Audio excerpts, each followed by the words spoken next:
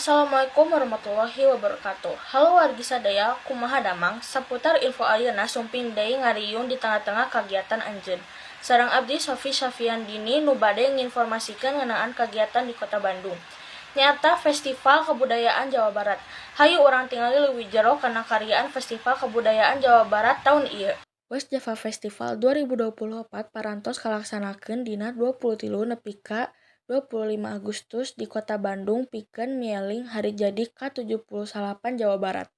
Acara utama diayakeun di Gedung Sate jeung Gor Saparua, ngusung tema Harmoni Kolaborasi.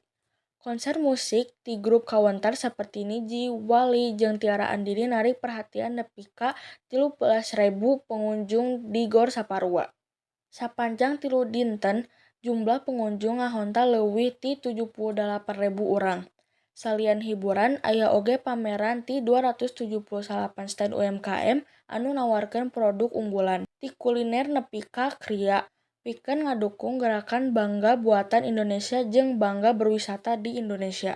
Perputaran ekonomi tina festival ieu ngahontal 70 miliar rupiah. Sekda Jabar Herman Suryatman nyebut yen acara ieu ngaronjatkeun wisata jeung ekonomi lokal. Pamirsa nu dipika hormat, informasi tadi janten panutup pasamuan urang dina dinten ieu. Mugi tetep nyaksian saputar info unggal dinten, kuring Sofi Safiandini ngawakilan sakumna tim karya anu parantos ngalaksanakeun tugas, nyuhunkeun pamit undur diri, hatur nuhun anu nukasuhun. Mugia tiasa patepang deui. Wassalamualaikum warahmatullahi wabarakatuh.